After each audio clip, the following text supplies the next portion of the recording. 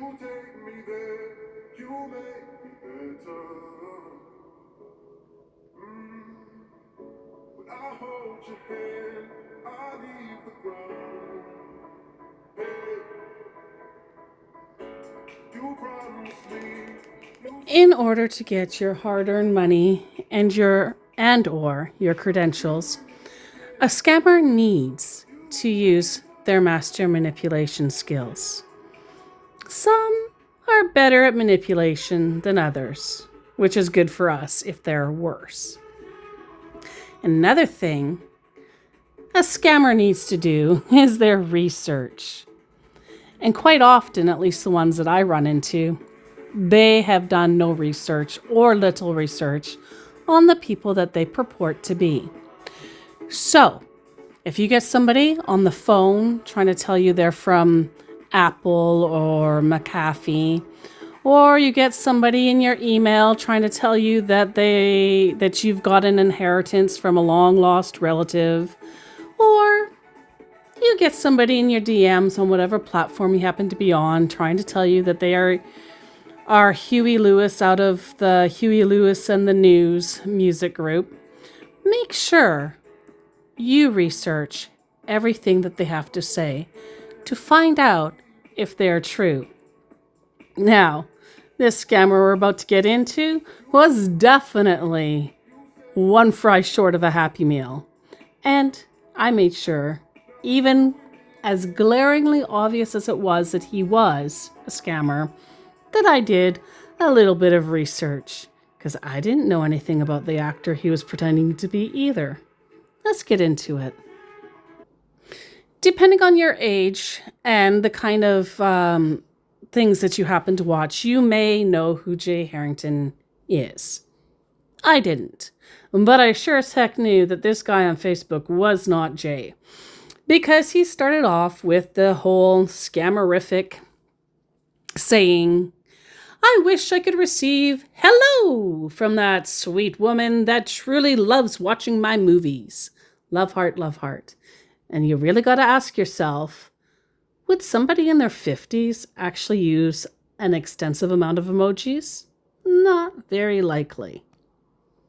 But I digress. If you take a look at his picture, it is clear that his picture is AI and or photoshopped, or maybe even both.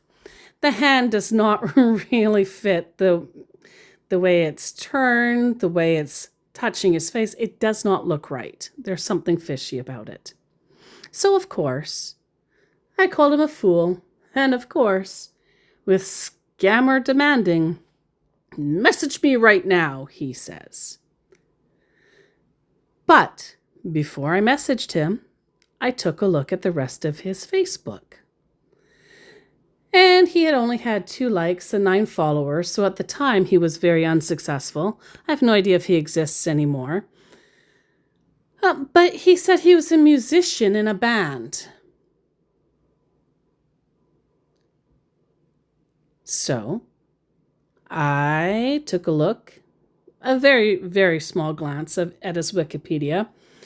He's 53 years old, and no mention, even in the full-length Wikipedia, about being in a music band, but that he was an actor and director known for Better Off Ted and being in the show SWAT. 2 things I don't know anything about, but I can smell a scammer when I smell him. So I started off. "Got a bee in your bonnet, love? Good morning. How are you feeling?" he asks. Or doesn't ask because there's no question mark. Sometimes I don't even use punctuation with these guys anymore because what's the point? They don't even know how to use it. Again, I ask, "Do you have a bee in your bonnet?" "How do you mean by that?" "Well, you were rude and demanding, so I figure you have a bee in your bonnet." "Do you want to talk to Johnny Depp?" he says out of the blue. Clearly, again, this guy did no research or was confused as to who he was pretending to be at the time. 2 things can be true at the same time. Are you trying to ignore my question? Also, are you trying to tell me you know Johnny Depp? In response to, are you trying to ignore my question? He said, no, because I don't really understand what you're saying. So he literally was ignoring my question because one fry short of a Happy Meal didn't understand what I was saying. And instead of, like an intelligent adult, of saying, hey, what do you mean by that? He just thought he would skip over it because he, I'm guessing, didn't want to admit that he didn't know something. He didn't want to look dumb. And in not trying to look dumb, he looked dumber.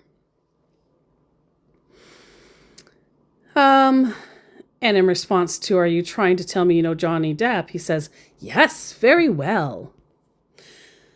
How don't you understand what I'm saying? I asked. It's a common English turn of phrase, which it is, specifically in Britain, but well, he knows Johnny Depp really well, so, well.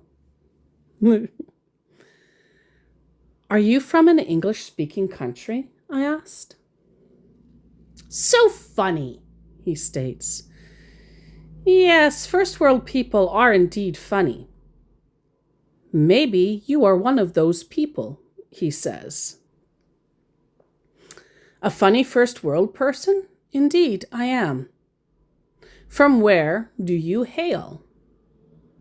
Where are you located? He asks. I asked first. Florida, big capital U. Again, it is not bloody likely that a 50-year-old is going to use abbreviations, let alone a big letter U in replace of YOU. Just an observation. Well, that can't be right because you said you aren't a first world person. Basically, he said it by not saying it. I'm from down under. Okay, maybe you can choose where I'm from, he says. In response to saying that he wasn't a first world person. And then he says, I see that. When I said I'm from down under. Now, I don't know what he meant by saying I see that. Because nowhere, anywhere, does anything that he could have seen say I'm from down under. But he saw that I was from there, so whatever. Oh, okay. Do you promise to tell me if I'm right? I do so love guessing games. In response to that, he says, you are right in your own mind. So no, he's not going to tell me if I am correct or not. How many guesses do I get? I don't know yet, he confesses. Then we'll have to assume that I only get one, so I'll make the location general rather than specific to your exact state. Okay, are you on Telegram? So, for my general guess, I continued, I must say you are from Nigeria. That encompasses many Western African states. How do you mean? He asks in his most Nigerian question. No, not on Telegram, but I have Google Chat with Gmail. If you don't know how to talk, please excuse me, he says, clearly angry that I said Nigeria. I didn't swear. Do you hate people from Africa? What do you mean by that? Because am here playing with you or because am giving you a text? No, could not possibly be from Africa at all. In response to you hate people from Africa, yes, so much, he lies. Well, I'm sorry you're racist then, I said. Are you one of them? Well, I have no time for racist bigots who don't even know that they aren't in a first world country. And I gave him a thumbs up. And then finally, after all of that, he decides that he wants to try to answer my question about a bee in your bonnet. Do you have a child's hat tied under the chin? Because I guess, he didn't understand what that phrase meant, so he had to find out what a bonnet was. And yeah, anyway. See, you aren't English, yet you pretend to be from a first world country. You don't even know what a bee in your bonnet means. I beg, Moo, stop clapping. You aren't as sharp as you think. A bonnet is simply a cap or hat, Omoweri. Anyone of any age can wear one. What do you think will happen if a bee is in your hat? Never mind, I am wasting my time with you. Let me know when you get a clue na. They play badly too. Unfortunately, or fortunately, my scammer never saw any of that because the link was broken, the page had been removed. The scammer at the time was no more. But you see what I mean? Need to make sure. Like, the scammers really should research too, but I guess it's good for us that they don't. But definitely, you research everything somebody says to you that you don't know who they are.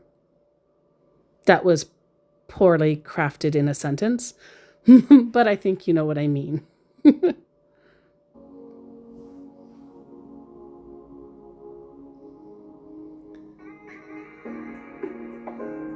Thank you so much for showing up today and listening to my little YouTube rant. I know it's been a while since I've been on. I have had a lot of things going on. We all do. Life keeps lifing. But I'm glad that I was able to get another video out for you.